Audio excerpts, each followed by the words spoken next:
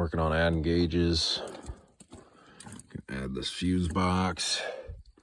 I gotta add a dimmer switch to these orange ones right here.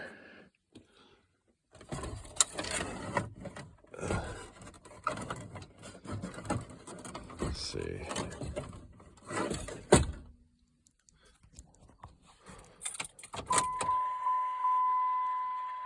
One's keeping memory, one's not, or the two aren't, which is weird, but I'm gonna figure that out. Got this switch panel I put in. Gotta figure that out too.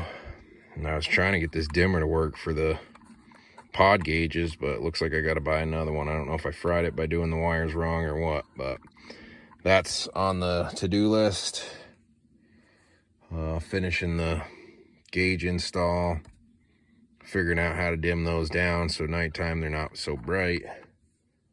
I did get everything else under the hood done.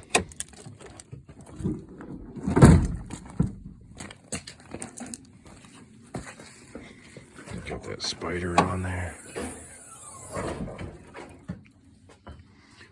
So there's EGTs tapped. This one did have an original plug, but nobody put like anti-seize stuff in it, and it broke off in there, so I didn't even want to drill out, figuring those bigger chunks would fall down. I re-tapped it right here, and the boost gauge went in right in the intake here, and then the fuel pressure sensor is right here. So I got all those readings now.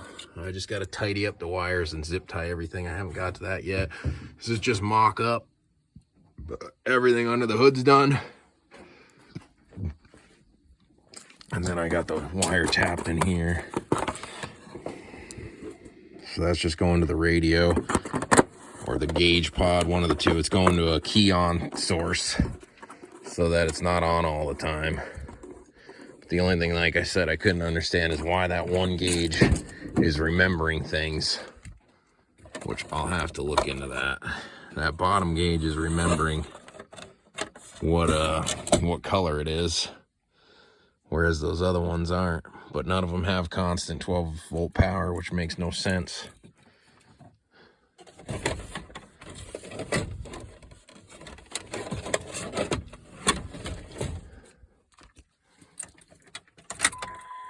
green, blue, blue. I don't know. That's very weird, because I don't even have that hooked up. Like I said, it's just on the key. It's not on. I don't have the memory or constant power. I think constant power was yellow.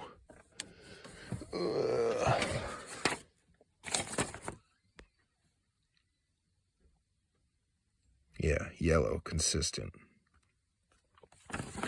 So I got to figure that out. Still something to do. But EGT, fuel pressure, boost. That's everything.